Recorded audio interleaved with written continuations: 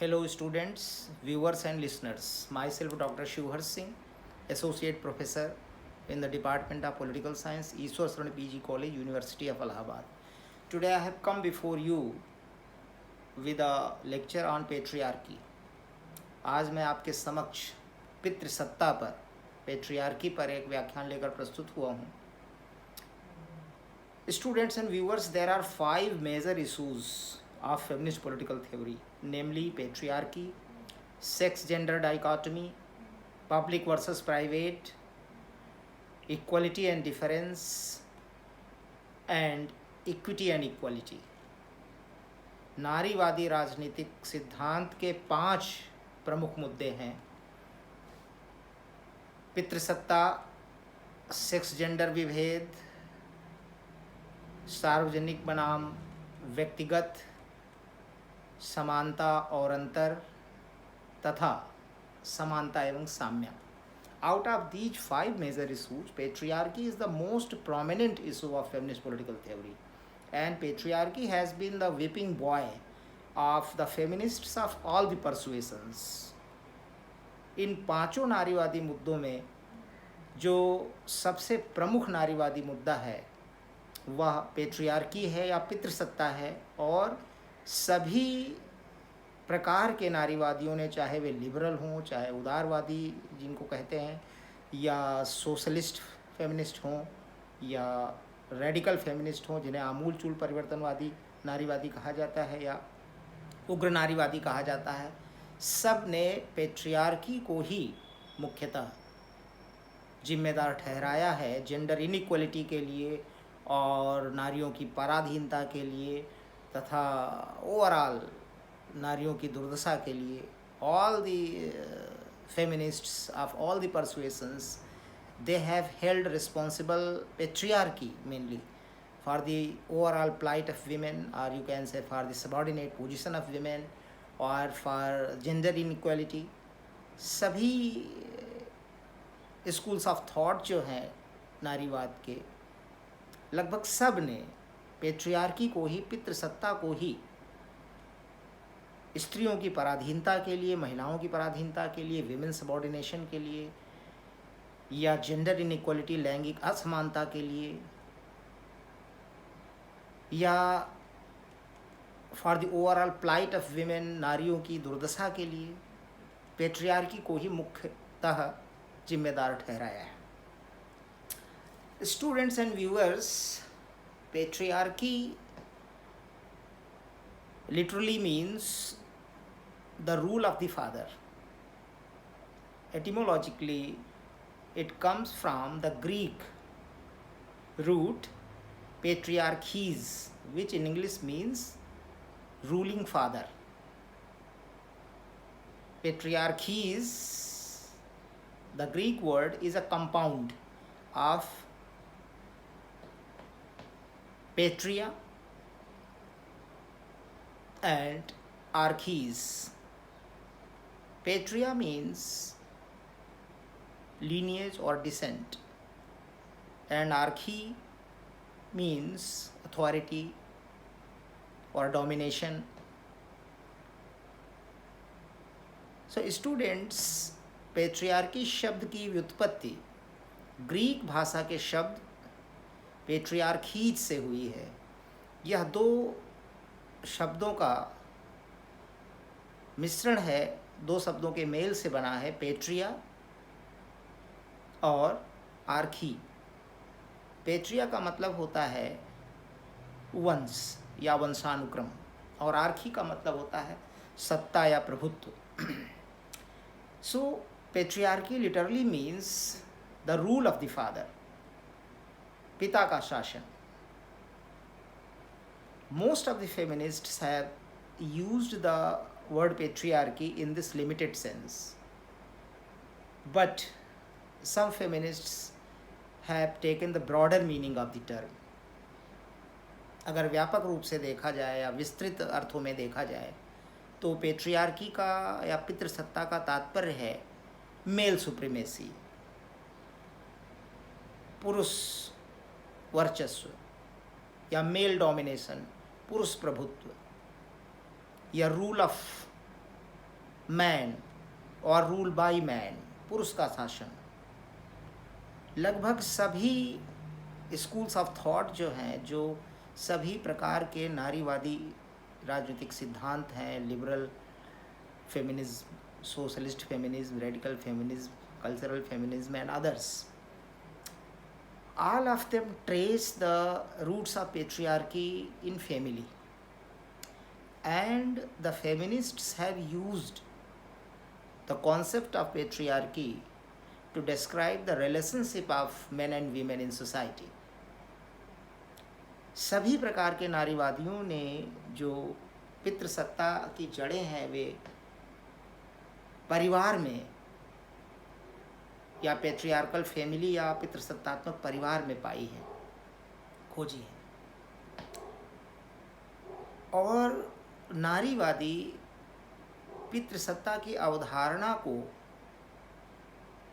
समाज में पुरुष और नारी के मध्य संबंधों की व्याख्या के लिए प्रयोग करते हैं। In fact patriarchal family or the domination of father or husband or the senior most male member of the family is the symbolic of the male supremacy in all the institutions of the society. And family or patriarchal family especially lies at the heart of the systematic process of male domination, because it reproduces male domination or male supremacy in all the walks of life in society, be they education, be it politics, be it economy, जीवन के, समाज के, सामाजिक जीवन के हर पहलू में जो हमें देखने को मिलता है पुरुष वर्चस्व, इसकी शुरुआत पितृसत्तात्मक परिवार से होती है। Students and viewers, patriarchal family lies at the heart of the systematic process of establishing male domination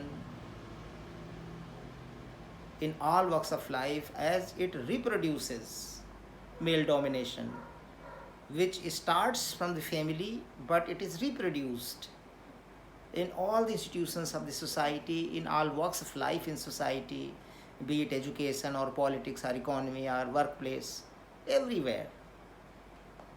Almost all over the world we find male supremacy, rule of man and male dominance. Viewers and listeners, जो परिवार है, family है, this is first cell of the society. All the sociologists agree that family वो समाज की प्रथम कोशिका है।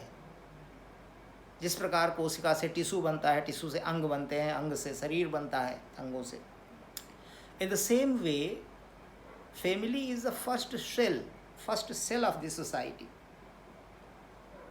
परिवार समाज की प्रथम कोशिका है, first building block of the society. परिवार जब पेट्रियार्कल है, पितृसत्तात्मक है, जहाँ पर कि पिता का या पति का या परिवार के सबसे वरिष्ठ पुरुष का शासन होता है, सारे निर्णय वही लेता है और उसकी छत्र छाया में ही सारे कार्य होते हैं, सबको सुरक्षा मिलती है परिवार में, और बिना उसके आदेश के, बिना उसके निर्णय के कुछ नहीं होता। तो यही जो पेट्रियार्कल एटीट्यूड्स हैं, ये परिवार के सदस्यों के मन मानस में जन्म से बैठ जाते हैं। And we can say that hegemony of paternalism, पितृवाद की हिगेमनी, प्राधान्य जन्म से ही परिवार के सदस्यों में पैदा हो जाती है, उत्पन्न हो जाती है, बैठ जाती है। और परिवार के ये सदस्य, चाहे महिला हो या पुरुष हो, लड़का हो या लड़की हो, जब ये समाज में परिवार से निकल कर जाते हैं, so they carry with them the same patriarchal attitudes. लड़की सोचती है कि हमें नहीं निर्णय लेना है पुरुष को, वही गवर्न करेगा, वही शासन करेगा. ये बात उसके मन मानस में बैठ जाती है. और लड़का, उसकी ऐसी ट्रेनिंग होती है, ऐसा प्रशिक्षण होता है परिवार के अंदर, वो पेट्रियार्कल एटीट्यूड लेकर के समाज के अंदर प्रवेश करता है परिवार से बाहर.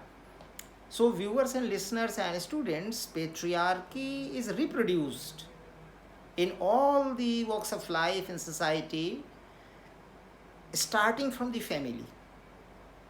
So patriarchal family lies at the heart of the systematic process of male domination or male supremacy in all walks of life, because it reproduces the patriarchy which is present in the family all over the world. Almost all over the world patriarchal families are available.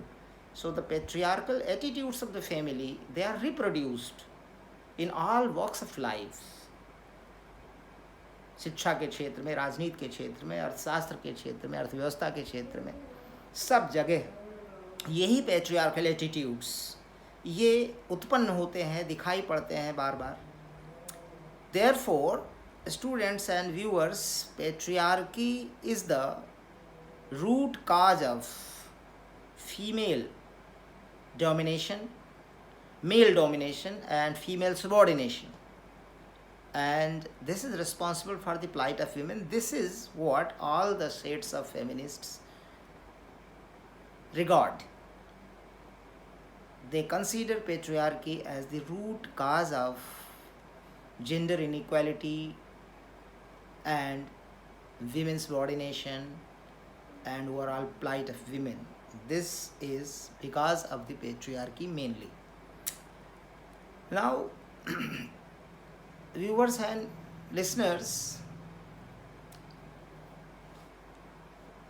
socialist feminists, they say that patriarchy and capitalism work in tandem. They go hand in hand, because the property rights pass from male to male. जो संपत्ति के अधिकार हैं वो पुरुष से पुरुष को प्राप्त होते हैं, महिला को नहीं प्राप्त होते. Now times are changing, but till now the things are almost the same all over the world. And some socialist feminist say that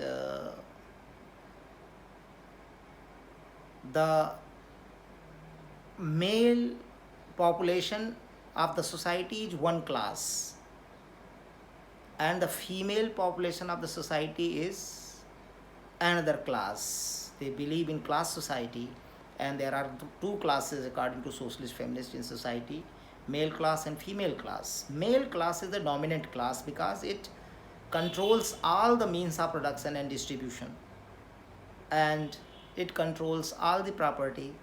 So this is the dominant class of the society which dominates. And the women class, female class, is the subordinate class of the society because it is dispossessed of all the property and property rights. Therefore, this dispossessed class is the exploited class. This is the subordinate class. Now, the radical feminist, they say that this patriarchy is the systematic, institutionalized, pervasive form of male supremacy, male power, which has its root in family. Radical feminist, जिनको हिंदी में आमूल चूल परिवर्तनवादी नारीवादी कहा जाता है या उग्र नारीवादी भी कह लेते हैं, इनका कहना है कि जो पितृसत्ता है यह एक व्यवस्थित, संस्थाकृत या संस्थापित, व्यापक पुरुष वर्चस्व या पुरुष शक्ति का रूप है जो कि सब जगह देखने को प्राप्त होता है, और इसका जो मूल है, इसकी जड़ें हैं, वो परिवार में पाई जाती है. Radical feminists have given a very systematic description of patriarchy and how does it exploit and subordinates women. The representative of radical school may be taken to be cat millet को एक प्रतिनिधि विचारक माना जा सकता है यहाँ पर, जहाँ तक पेट्रियार्की का मुद्दा, पेट्रियार्की का इशू संबंधित है। केट मिलेट ने 1970 में पहली बार अपनी पुस्तक द सेक्सुअल पॉलिटिक्स प्रकाशित की। And in this book cat millet rights that patriarchal government is an institution whereby that half of the populace which is female is controlled by that half which is male। अर्थात cat millet ने अपनी पुस्तक the sexual politics, जो पहली बार 1970 में प्रकाशित हुई और जिसको क्लासिक ऑफ फेमिनिज्म माना जाता है, उसमें केट मिलेट ने लिखा है कि पेट्रियार्की या पितृसत्ता या पितृसत्तात्मक शासन वह है जिसमें उस आधी आबादी को, जो कि महिला है या स्त्री है, उस आधी आबादी द्वारा नियंत्रित किया जाता है जो कि पुरुष है। अर्थात महिलाओं की आधी आबादी को पुरुषों की आधी आबादी द्वारा नियंत्रित किया जाता है। That half of the populace which is female is controlled by that half which is male। अर्थात जो आधी जनता है, आधी आबादी है जो कि महिला है, उसको नियंत्रित किया जाता है पुरुषों की आधी आबादी द्वारा। She further writes in the same book that patriarchy contains two principles. First, male shall dominate female and elder male shall dominate younger male। Cat millet लिखती है इसी पुस्तक में कि पेट्रियार्की के अंतर्गत दो सिद्धांत सम्मिलित हैं। नंबर 1, पुरुष महिला पर प्रभुत्व रखेगा, मेल शैल डोमिनेट फीमेल, और ज्येष्ठ या वरिष्ठ पुरुष कनिष्ठ पुरुष पर वर्चस्व या प्रभुत्व रखेगा। Male shall dominate female and elder male shall dominate younger male। So according to Kate Millett, patriarchy contains two principles। पुरुष का प्रभुत्व महिला पर होगा और ज्येष्ठ या वरिष्ठ पुरुष का प्रभुत्व कनिष्ठ पुरुष पर होगा। In this way, patriarchy is the hierarchic society characterized by the double oppression, characterized by both sexual as well as generational oppression। अर्थात पितृसत्ता या पितृसत्तात्मक व्यवस्था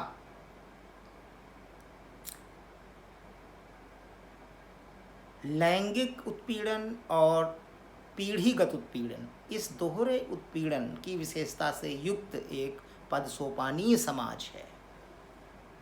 दैट इज टू से, पेट्रियार्की और patriarchal system of society is a hierarchic society characterized by both sexual as well as generational oppression। जो पितृसत्तात्मक सामाजिक व्यवस्था है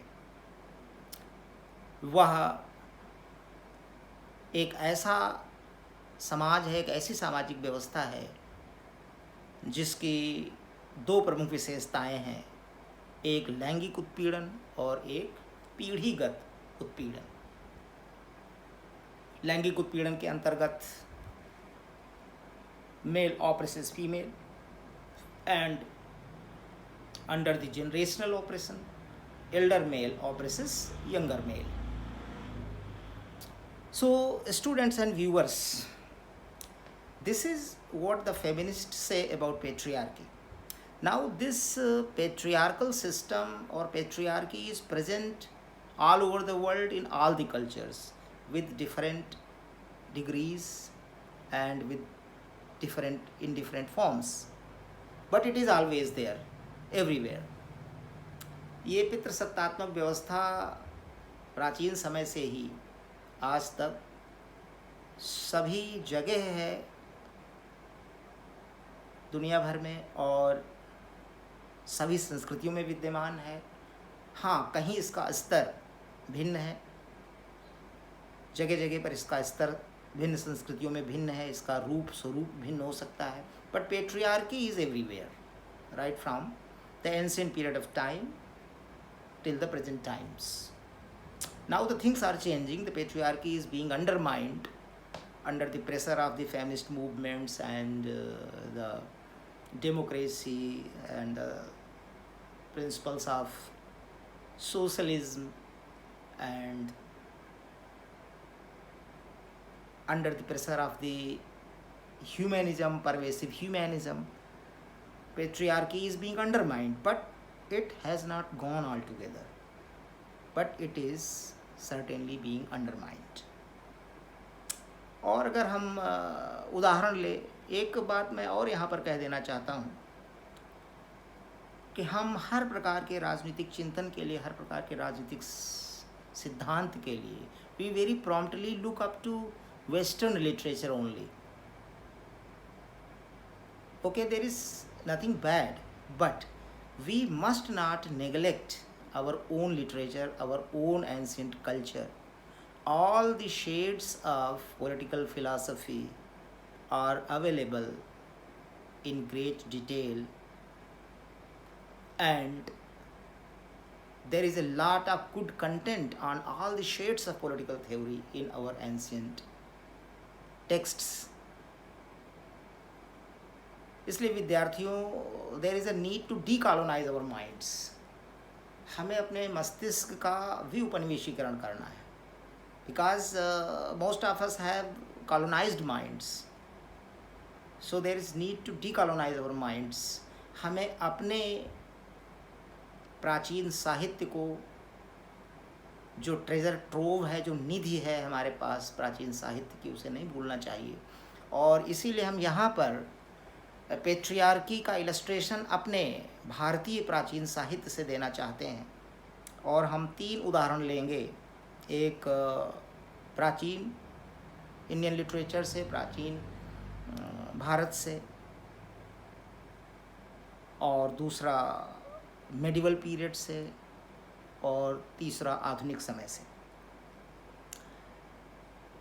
Students and viewers, in ancient times in India, Manusmriti is the greatest Hindu text, और ये हिंदू धर्मशास्त्र रहा है.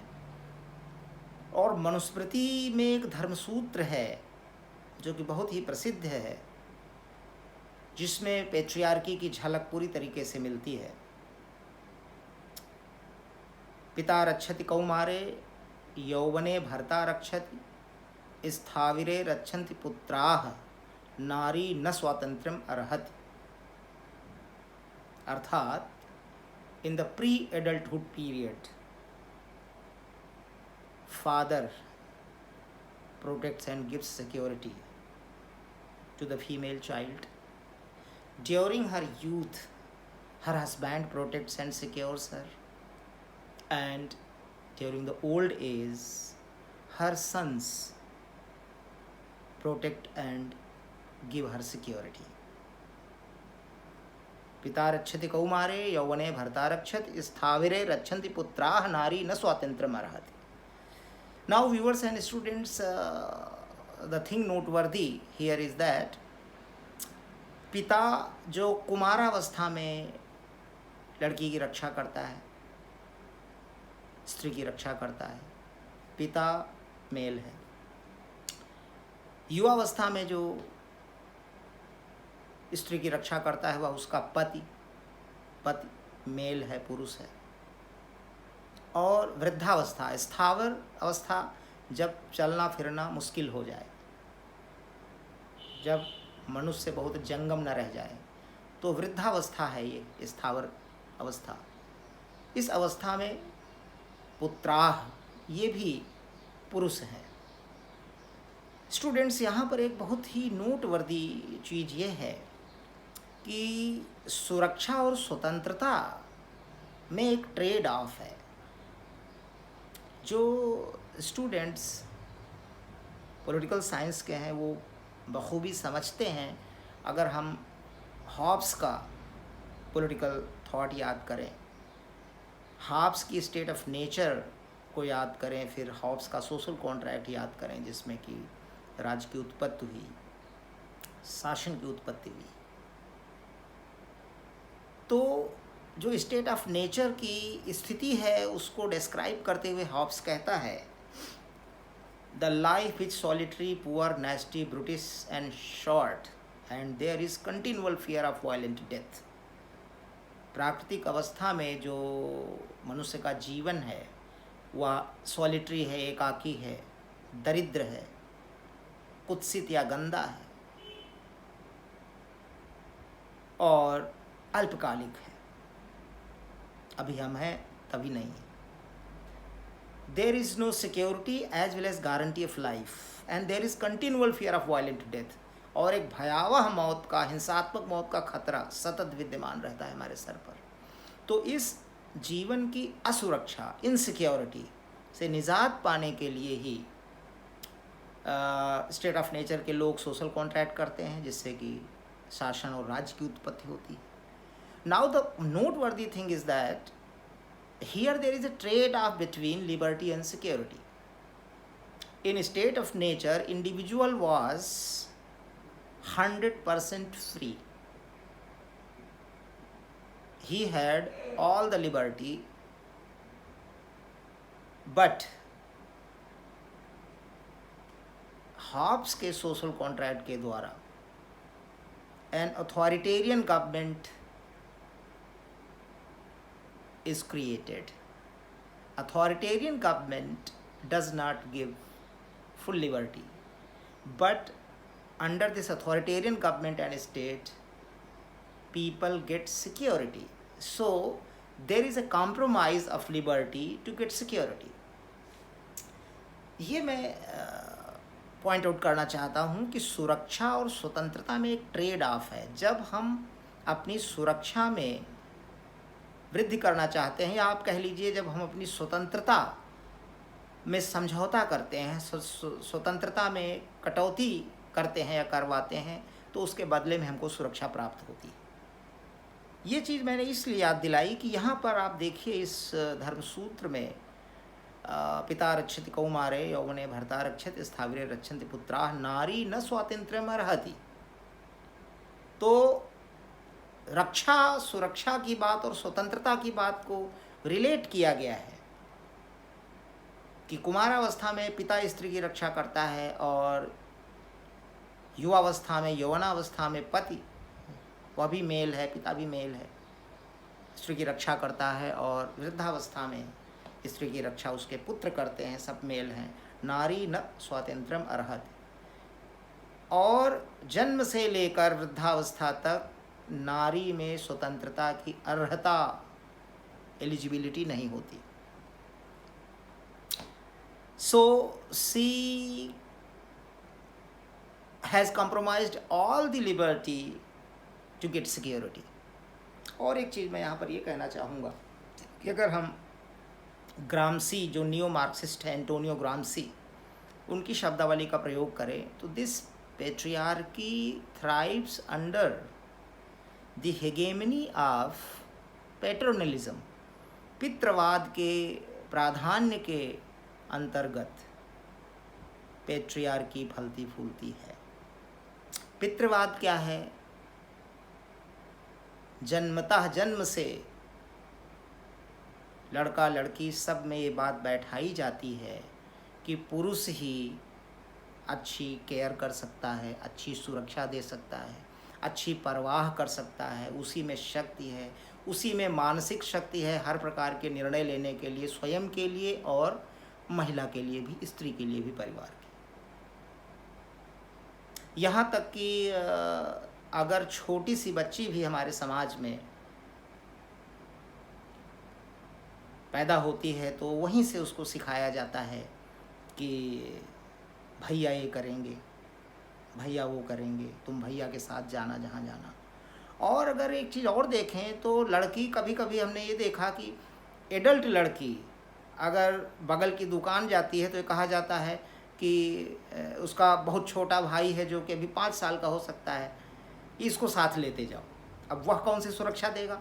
But this is the patriarchal attitude, this is the hegemony. और वह लड़की लेके जाती है शहर से, तो स्त्री पुरुष दोनों में, दोनों के मस्तिष्क में ये हेगेमनी बैठाई जाती है, दिस हेगेमनी ऑफ पेट्रोनलिज्म, पितृवाद की, कि पुरुष ही सक्षम है ज़्यादा निर्णय लेने में और ज़्यादा सुरक्षा प्रदान करने में, और नारी अपनी सुरक्षा स्वयं नहीं कर सकती, वह अपने लिए और दूसरों के लिए निर्णय नहीं ले सकती किसी भी प्रकार का।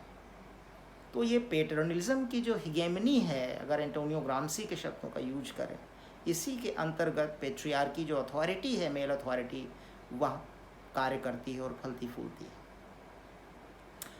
Now let us come to medieval period. यहाँ पर हम रामचरितमानस का उदाहरण देंगे। रामचरितमानस के बाल कांड में शंकर और पार्वती के विवाह का प्रसंग है, और जब पार्वती जी की विदाई होने लगती है, रुखसती होने लगती है उनके पति के घर, शंकर जी के घर जाने के लिए, उस समय 2 चौपाइयाँ बालकांड में बहुत ही मार्मिक हैं। पार्वती जी की माँ पार्वती जी को विदा करते समय कहती है, जाहि करऊ शंकर पद पूजा, नारी धर्म पति देव न दूजा। Go and serve your husband Shankar ji, because for a woman her husband is the only god. पति परमेश्वर का कॉन्सेप्ट। परंतु इसके तुरंत बाद जो चौपाई है वह बहुत ही मार्मिक है। पार्वती जी की माँ, जाहि करऊ शंकर पद पूजा, नारी धर्म पति देव न दूजा, यह पार्वती जी को समझाने के बाद तुरंत ये ब्रह्मा से, क्रिएटर से, सृजनकर्ता से शिकायत करती है, कत विधि नारी सृजी जग माही, पराधीन सपने हूँ सुख नाही। She directly complains to the creator, Brahma, कि why did you create woman in this world when she was to be kept in subordination always, and you cannot dream of happiness in subordination. कत विधि नारी सृजी जग माही, पराधीन सपने हूँ सुख नाही। ब्रह्मा जी ने क्यों नारी का सृजन किया इस संसार में, अगर उसे सदैव पराधीनता में ही रखना था, और पराधीनता में, पुरुष की पराधीनता में ही उसे सदैव रखना था, तो ब्रह्मा ने क्यों नारी का सृजन किया? पराधीनता में तो स्वप्न में भी सुख की आकांक्षा नहीं कर सकते आप। Why did the creator create woman in this world when she was always to be kept under male subordination, and you cannot dream of happiness in subordination? So this is patriarchy in the medieval period, because this Ramcharitmanas is a medieval text written by Saint poet Tulsidas ji. Now let us come to the modern period. मैं आपको एक film पड़ोसन, बहुत popular movie रही है, जिसमें जो मुख्य किरदार वो शायरा बानो ने और सुनील दत्त जी ने निभाए हैं। इसमें एक सीन है जब शायरा बानो का जो भी नाम रहा हो फिल्म में, उनको मोहब्बत हो जाती है, प्रेम हो जाता है सुनील दत्त जी से। उनको शायद कुछ चोट लगी हुई है, वो हॉस्पिटल में है। वहीं पर उनकी सेवा करते हुए शायरा बानो एक गाना गाती हैं, शर्म आती है मगर आज ये कहना होगा, अब हमें आपके कदमों ही में रहना होगा। माइंड इट, कदमों ही में रहना होगा। शर्म आती है मगर आज ये कहना होगा, अब हमें आपके कदमों ही में रहना होगा। ये फिल्म 1960s की है। तो ये मॉडर्न पीरियड की फिल्म है, कॉन्टेम्परेरी पीरियड की फिल्म है इंडियन, और यहाँ पर भी नारी का स्थान कदमों ही में रहना होगा, कदमों ही में है पुरुष का। So this patriarchal attitude is pervasive all over the world. लेकिन हम किसी भी प्रकार के राजनीतिक सिद्धांत को पढ़ने के लिए बड़ी प्रॉम्प्टली, तुरंत पाश्चात्य पुस्तकें, वेस्टर्न टेक्स्ट्स ही खोजते हैं, लेकिन हमारे प्राचीन राजनीतिक दर्शन में, प्राचीन दर्शन में, प्राचीन साहित्य में, धर्मशास्त्रों में, पुराणों में, प्राचीन साहित्य में हर प्रकार के राजनीतिक सिद्धांत उपलब्ध हैं. So, students, this has been a lecture on patriarchy, and I have tried to explain patriarchy with the Indian illustration at last. View this video, like it, and if you have any questions, then you can write to me, as well as you can ask me, you can ring me up. Thank you so much.